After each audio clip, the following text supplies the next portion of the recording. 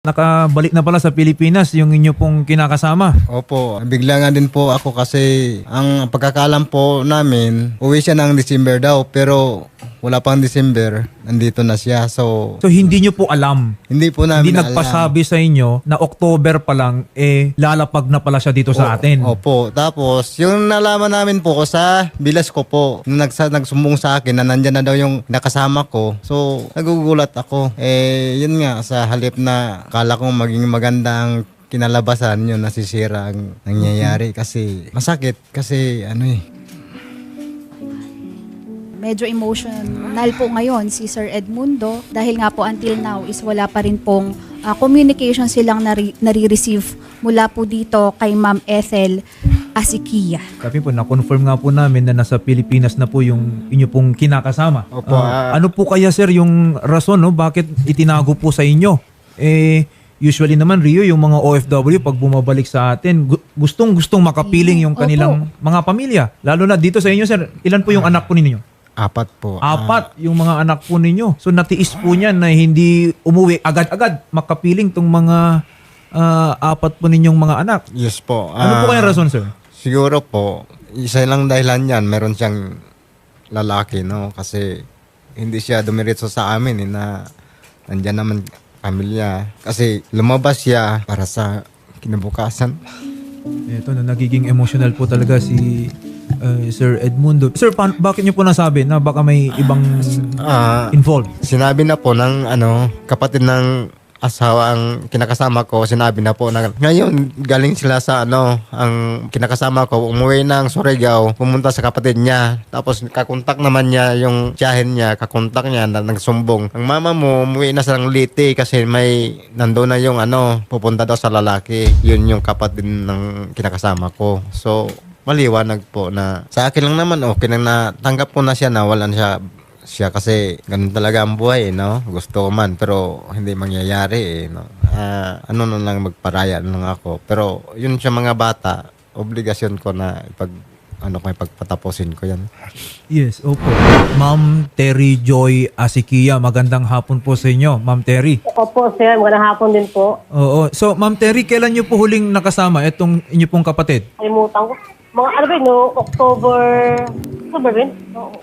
Kasi nasa October yun. Ito, basta itong buwan po na ito, nakita po ninyo. Opo. Yung kapatid po ninyo.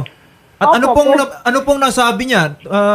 Bakit hindi umuwi doon sa kanyang mga anak? Sinabi ko po nga sa kanya, pati ang asawa ko sinabihan namin na bakit ka dumiretso dito sa amin? Bakit ayaw mo umuwi sa housing? Sabi niya, saka muna daw siya umuwi sa housing. Gusto niya muna daw umuwi ng probinsya. Sabi ko, hindi. Unahin mo yung pamilya mo muna bago ka umuwi sa probinsya. Nagsabi pa nga sa akin na huwag daw ako magsabi sa kanila, sa pamilya niya na umuwi na siya dito. Siyempre, hindi ko masakampihan. Kaya sinabi ko sa mga anak ni ate, saka sa asawa niya, Kuya Iri, na umuwi na si ate dito. At least alam po niya at narinig niya from you na dapat talaga umuwi muna siya sa pamilya niya. Oo, opo. And the mere fact na nagbanggit pa siya sa inyo na huwag mong ipaalam sa kanila, ibig sabihin, Opo. may testigo po ako. itinatago. Yes po. May testigo po ako, pati po yung kasama ko sa trabaho, si Nori. Kilala po to ng asawa ni ate. Kasi Okay. kapitbahay po nila to sa housing.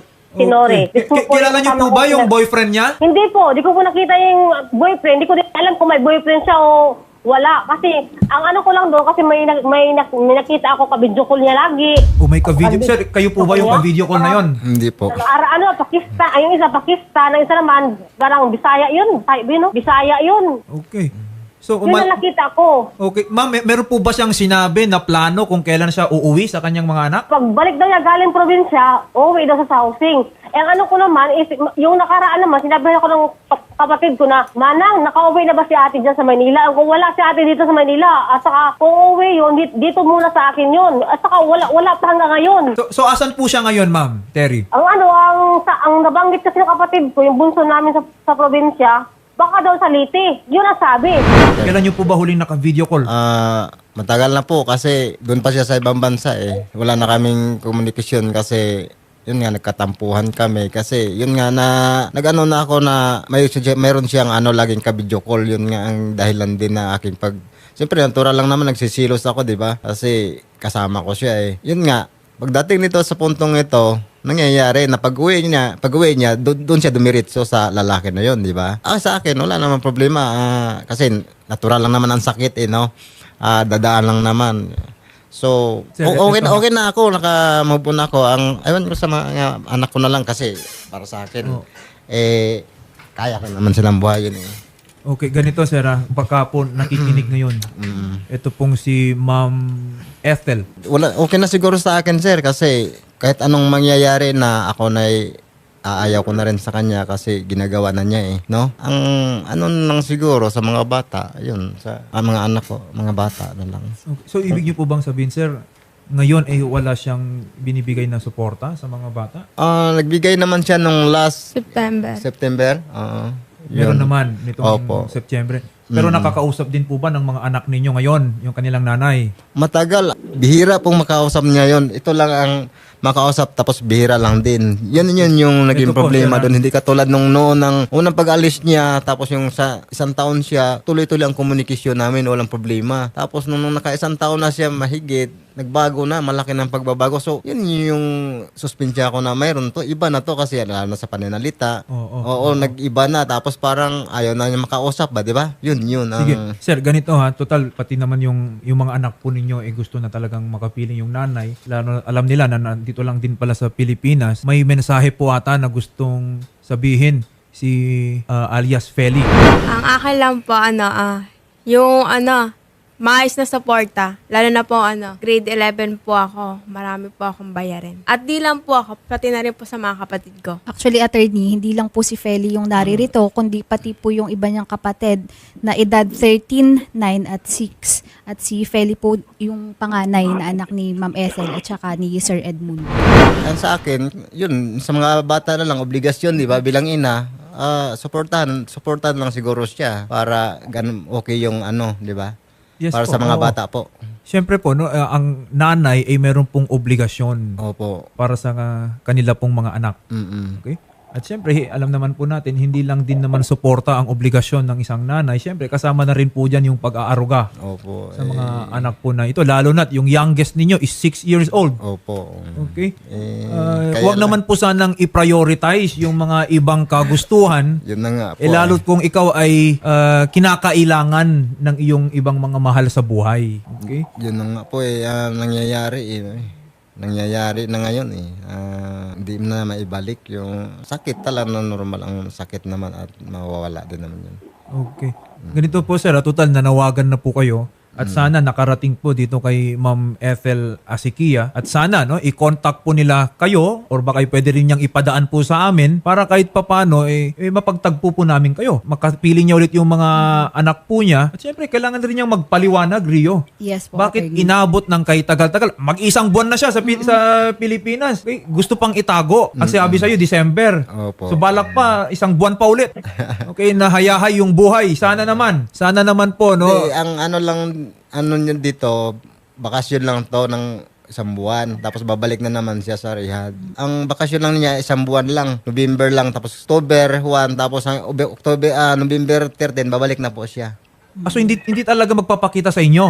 Ewan ko po. Sa akin, wala namang problema. Kaya nga lang po, ayun sa mga bata.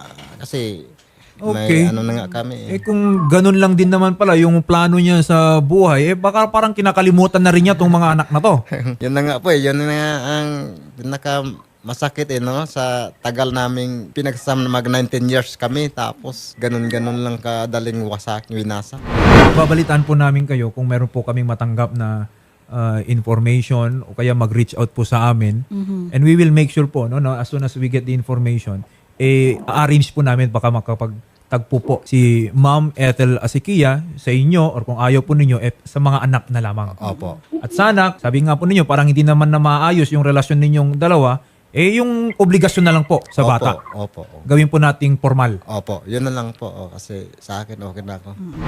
Kay Ma'am Ethel, bukas po ang aming tanggapan. Pwede po kayong pumunta dito para po maibigay din yung panig nyo at makausap din po ang inyong kinakasama ni Sir Edmundo, pati na rin po ang mga bata. Maraming salamat po, Sir Edmundo, sa tiwalang binigay nyo po sa programa ni Senator Idol Raffy Tulfo.